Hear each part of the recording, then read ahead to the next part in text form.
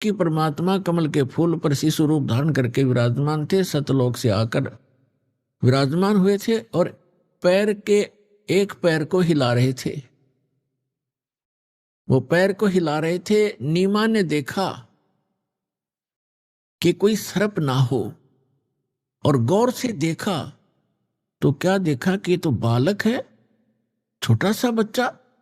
उसने अपने पति से कहा कि देखियो जी, कमल के फूल पर बालक है, देखियो उस कमल के फूल पर बालक लेटा है। नीरू नाते नाते कह रहा कि नीमा तो मेंटल होली, तो बिल्कुल पागल होगी बच्चों के मोह में। अब तुझे इस सरोवर के अंदर जल में, गहरे जल में भी बच्चे दिखाई देने लगे, तो कुछ संतोष कर, कुछ सब्र कर। तो वो फिर जोर से कहने लगी, देखियो जी सचमुच, देखो देखो देखो सामने। अब उसने सोचा देख तो लूं, या पागल किसको क्या कह रही है। उसने जो ही जिस तरफ वो संकेत कर रही थी ध्यान से देखा तो सचमुच एक कमल के फूल पर बालक लेटा है। अब उसने भी आव देखा ना ताव देखा, कमल के फूल समेत तोड़ लिया, उठा लिया और अपनी पत्नी को थमा दिया।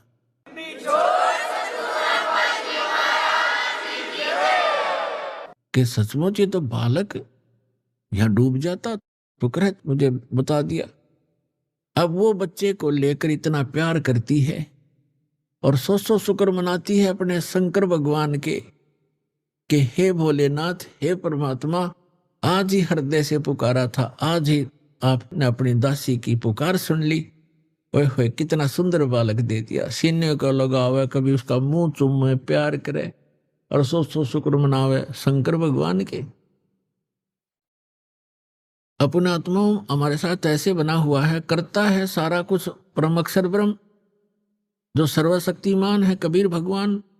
और हमें जो कुछ भी यहाँ उपलब्धि हो रही है अपने संस्कार वश, उनका क्रेडिट हम देते रहे ब्रह्मा जी, विष्णु जी और शिव जी और अन्य देव देवताओं को। ये हमारी भूल थी।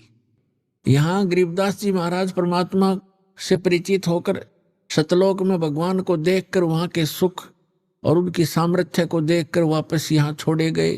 तब उन्होंने कहा था, जगत का पेखना पेख्या, धनी का नाम न लेखा। जगत का पेखना पेख्या, धनी का नाम न लेखा। हम एक दूसरे को कहते हो उसने ऐसे कर दिया, उसने ऐसे कर दिया। जो करने वाला धनी है, कुल मालिक है, उसका जिक्र भी नहीं करते, उसका नाम भी नहीं हमें मालूम। नीरू स्नान करके बाहर आया। अब नीरू ने सोचा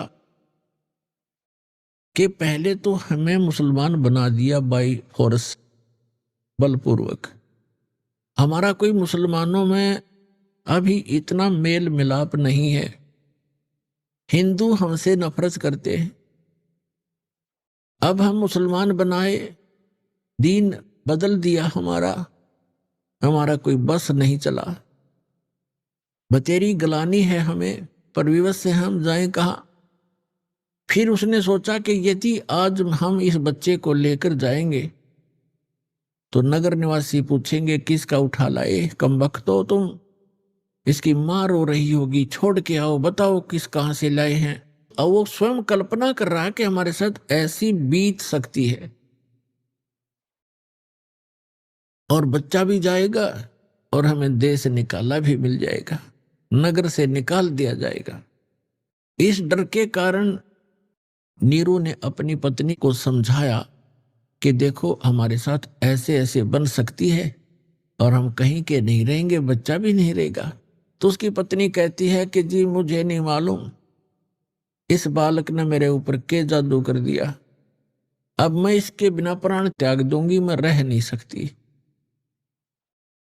मैं इसके बिना जिंदा नहीं रहूंगी।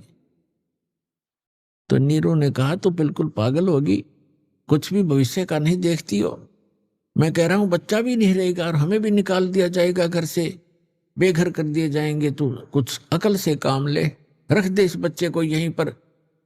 अपने पूरे जीवन में उस महापुरुष ने अपनी पत्नी की तरफ प्रथम बार हाथ किया था कि मैं तेरे थप्पड़ मार दूंगा, तू ज्यादा मुंह लग गई है, मैं तेरी हर बात को मानता रहा कि ये जान करके इसको संतान नहीं है और इसकी आत्मा को दुख ना हो, और प्रत्येक बात को तेरी को स्वीकार करता रहा, लेकिन तू ज्यादा हठी होगी है, रख दे इस बच्चे को, नहीं मैं तुझे पीट दूंगा।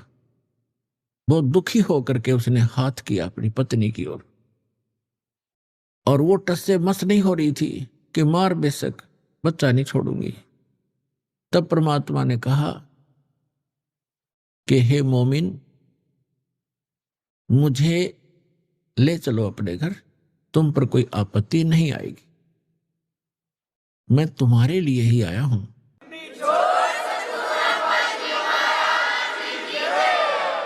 अब इस बात को देखकर उसने सोचा इस बालक में कोई भूत प्रेत पितर या कोई देव फरिश्ता कोई गण बोल रहा होगा और कहीं तुझे हानि ना कर दे, इस डर से वो चुप हो गया, डरा डरा सा चल पड़ा। घर पर आते ही लोगों ने देखा कि नीरव नीमा ये बच्चा कहां से लाए, कि कमल के फूल पर मिला, हमारे अल्लाह ने दिया। अब वो नू तो कहना शंकर भगवान ने दिया, वहां ला करना पड़ा उसने। अब सारे आसपास के मोहल्ले के व्यक्ति, स्त्री, पुरुष, बालक इकट्ठे हो गए, कहने लगे इतना सुंदर बालक है, ओहो इसका चेहरा ऐसे दमक रहा है जैसे देवताओं का हो। कोई कहे तो बहुत ही सुंदर बालक है, ऐसा चेहरा, ऐसा इसका फुर्तीला शरीर है, ये कोई देव आया है, कोई कुछ कर रहा, कोई कुछ कर। यहां तक लिखा है आदरणीय गरीबदास साहिब जी ने परमात्मा की महिमा की वाणी लिखी है। परमात्मा से परिचित होकर के सतलोक लेकर गए थे कबीर भगवान गरीबदास साहिब जी को, गांव सुरानी, जिला जज्जर, हरियाणा वाले को। वो जब 10 वर्ष के थे सतलोक लेकर गए, अपने जहां निज स्थान पर भगवान रहता है, जो शाश्वत स्थान है, जिसको गीता अध्याय नंबर 18 के श्लोक नंबर 62 में कहा कि अर्जुन तू सर्वभाव से उस परमेश्वर की शरण में जा, उसकी कृपा से तू परम शांति को और सनातन परम धाम को प्राप्त होगा। तो शाश्वत स्थान में परमात्मा रहते हैं, वहां लेकर गए थे तो वहां पे छोड़ा था। गरीबदास जी को दिव्य दृष्टि दे दी थी, उस दिव्य दृष्टि के आधार से और आंखों देखा भगवान के उस सारे नजारे को। गरीबदास साहिब जी ने एक ग्रंथ की रचना की जिसको गरीबदास ग्रंथ कहते हैं। तो गरीबदास जी ने ऐसे ही अपने भगवान कबीर परमेश्वर की महिमा लाखों वर्ष पहले जहां जहां पहले वो कभी प्रकट हुए वो सारा, और काशी के अंदर जो लीला की वो सारी, वो तो फिल्म है, कभी देख लो। तो गरीबदास जी की यूट्यूब चालू हो गई थी, उसमें उन्होंने देखा और वर्णन किया अपनी भाषा में। तो गरीबदास साहिब जी ने कहा है, हम सुल्तानी नानक तारे दादू को उपदेश दिया, जात जुलाहा भेद न पाया वो काशी मोह कबीर हुआ, अनंत कोट ब्रह्मंडे का एक रति नहीं भारे, सतगुरु पुरुष कबीर हैं ये कुल के सर्जनहार। आगे रामानंद और परमेश्वर की गोष्ठी कभी फिर सुनाएंगे। ऐसा कमाल कर रखा गरीबदास जी ने, यथार्थ चित्रार्थ कर रखी है परमात्मा की आंखों देखी महिमा। तो पुण्यात्मा सौभाग्य आपका, आप वो बच्चे हो भगवान के जो 64 लाख में से हो, और आपको खोज रहा कहीं ना कहीं से ला करके, किसी भी माध्यम से, कोई पुस्तक के माध्यम से, कोई टीवी के माध्यम से, आप वो लाल हो उस परमात्मा के, जिसके लिए ये खुद कहते हैं गोता मारूं स्वर्ग में और जा बैठूं पाताल। कबीर साहब की महिमा गा रहे हैं।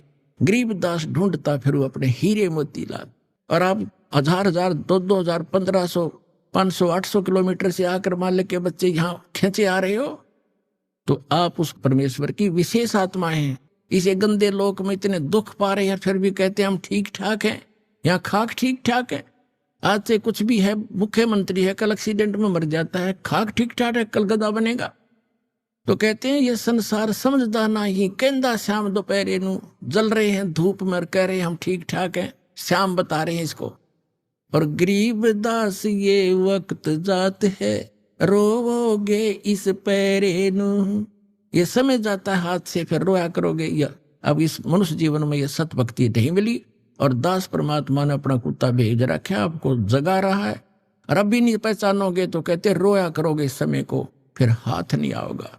समझा है तो सिर धर पाओ, और बहर नहीं रे ऐसा था।